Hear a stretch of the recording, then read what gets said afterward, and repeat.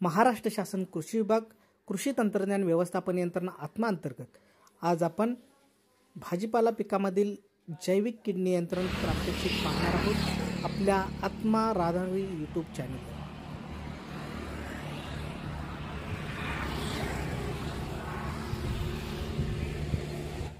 आपल्या आत्मा यूट्यूब चॅनलवर पुढील आठवड्यात आपण या सर्व सापळ्यांची सविस्तर माहिती पाहणार आहोत।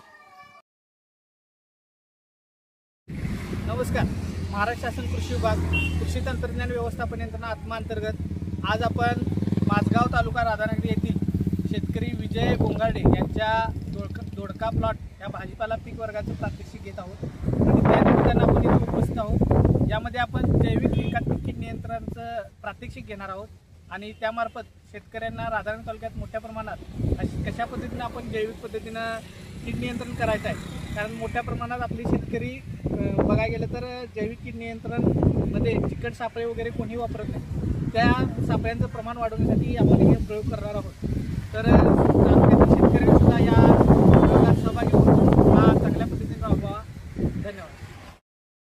नमस्कार, मी विजय दिनकर गोंगाडे, राहणार तहसील तालुका राधानगरी, जिल्हा कोल्हापूर। मी कृषी सहाय्यक आत्मा अंतर्गत हा प्लॉट केलेला आहे। त्यांच्याकडून मला मार्गदर्शन भेटलेलं आहे आणि दुसरी गोष्ट म्हणजे सापळे म्हणा, त्यांचं काही जे इतर सुविधा असतील त्या सर्व मला शासनामार्फत मिळालेल्या आहेत। आणि ही आता व्हरायटी नवीन मी केलेली आहे, हे नामधारी 474 हा दोडका आहे।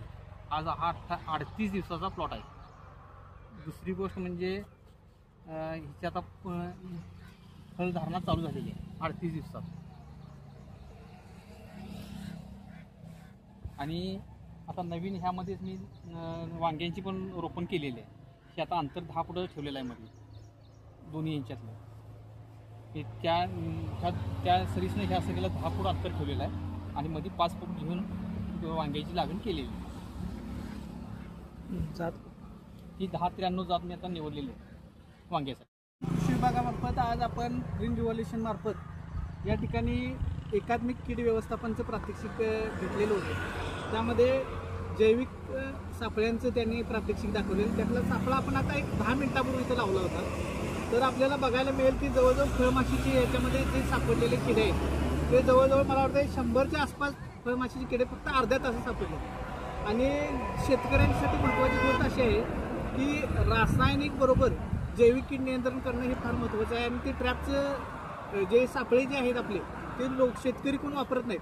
ह्या सापळ्यांचा जर आपण वापर केला तर आपल्याला जो कीटकनाशक वगैरे जो मोठ्या प्रमाणात वापर लोक करत आहेत त्याच्यावर नियंत्रण आणता येईल। आणि जे आपले कीड वगैरे आपल्याला ओळखता पण येईल, आपल्या प्लॉटमध्ये काही किडे आहेत किंवा किती प्रमाण आहे हे आपल्याला समजून त्या पद्धतीनं आपण हे कंट्रोल करणं अतिशय महत्त्वाचं आहे। सर्व शेतकरी बांधवांनी याचा लाभ घ्यायचा आहे। हे अतिशय एका 15 मिनिटामध्ये आलेला रिझल्ट आहे।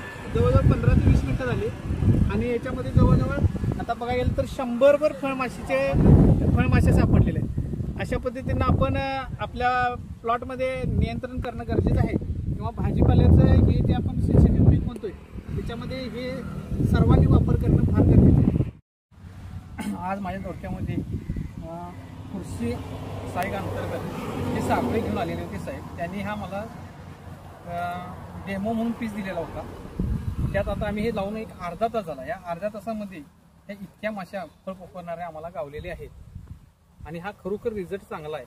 आजपत्र आम्ही भाजीपाला केला पण असा हे डेमो आम्हाला कधी मिळालेला नव्हता।